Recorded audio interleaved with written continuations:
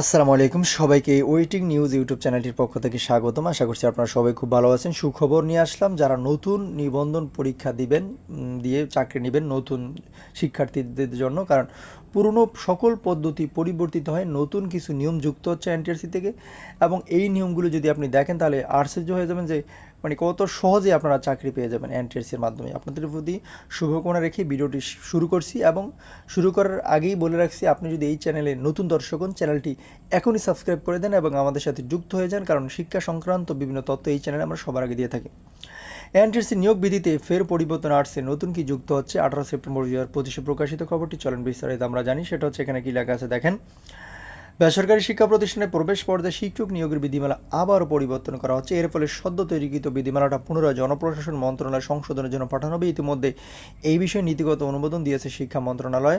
বুধবার শিক্ষা মন্ত্রণালয়ের মাধ্যমিক শিক্ষা বিভাগের একটি সূত্র দাডিরি ক্যাম্পাসকে জানিয়েছে, বেসরকারি শিক্ষক নিবন্ধন ও প্রত্যয়ন কর্তৃপক্ষের এনটিআরসি নিয়োগ পরীক্ষায় ভাইবার নম্বর যুক্ত করতে অনুরোধ করেছেন সংস্থাটির চেয়ারম্যান আমনুল ইসলাম। এজন্য বিধিমালাটি পুনরায় সংশোধনের উদ্যোগ নেওয়া হয়েছে। বিধি সংশোধনের পর 19তম শিক্ষক নিয়োগের বিজ্ঞপ্তি প্রকাশ করা হবে। নাম অপ্রকাশিত রাখার শর্তে এনটিআরসি কর্মকর্তা বলেন, বেসরকারি শিক্ষক নিয়োগে বিজ্ঞপ্তি প্রকাশের দিন থেকে বয়স গণনা সহ বেশ কিছু পরিবর্তনে এনে বিধি সংশোধন করা হয়েছিল। বিধিটি জনপ্রশাসন মন্ত্রণালয় সচিব কমিটিতে পাশ হয়েছিল, তবে সেই বিধি আবারও সংশোধন করতে হবে এবং সংশোধনীতে ভাইবা নম্বর যুক্ত করা হবে। শীঘ্রই বিধি সংশোধনের কার্যক্রম শুরু হবে। তো এরপরে দেখেন এখানে মানে কি পরিবর্তন আনছে, সেটা হচ্ছে এনটিআরসি সংশোধনীতে বিধিমালা অনুযায়ী বেসরকারি শিক্ষা প্রতিষ্ঠানের শিক্ষক নিয়োগ পরীক্ষা থাকবে দুটি ধাপ, বাছাই নির্বাচনী পরীক্ষা ও মৌখিক পরীক্ষা। প্রথম ধাপে অনুষ্ঠিত হবে নির্বাচনী পরীক্ষা, যা এমসিকিউ ভিত্তিক হবে। এই পরীক্ষার বিষয় ও নম্বর নির্ধারণ করবে সংশ্লিষ্ট কর্তৃপক্ষ। প্রাথমিক পরীক্ষা উত্তীর্ণ প্রার্থীদের মধ্যে শূন্য পদের দ্বিগুণ প্রার্থীকে ডাক হবে মৌখিক পরীক্ষার জন্য। দ্বিতীয় ধাপের মৌখিক পরীক্ষা হবে 20 নম্বর। উভয় ধাপই উত্তীর্ণ হতে ন্যূনতম 40% নম্বর পেতে হবে, তবে চূড়ান্ত মেধা তালিকা প্রস্তুত হবে শুধুমাত্র নির্বাচনী পরীক্ষার প্রাপ্ত নম্বরের ভিত্তিতে।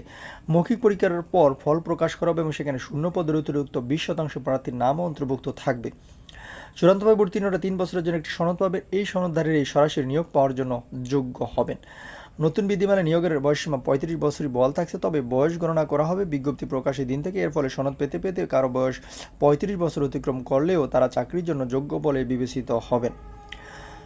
বর্তমানে শিক্ষক নিবন্ধন সনদ থাকা সত্ত্বেও প্রার্থীদের দীর্ঘদিন অপেক্ষা করতে হয়। এনটিআরসি সুপারিশ পাওয়ার পর নানা জটিলতা তৈরি, নতুন বিধিমালা এসব জটিলতা দূর করার উদ্দেশ্যে প্রণয়ন করা হয়েছে। জানতে চাইলে এনটিআরসি চেয়ারম্যান মোহাম্মদ আমনুল ইসলাম বলেন, পরিবর্তিত পদ্ধতিতে পুরো প্রক্রিয়া তথ্য প্রযুক্তি নির্ভর হবে, এতে আইনের জটিলতা কমবে এবং নিয়োগ কার্যক্রম দ্রুত শেষ হওয়ার সম্ভাবনা হবে। তা আশা করি বুঝতে পেরেছেন। আপনাদের প্রতি শুভকামনা থাকবে, আপনাদের যেহেতু জব হয়ে যায় সবারই নতুন পদ্ধতি অনুসরণ করে। আসসালামু আলাইকুম।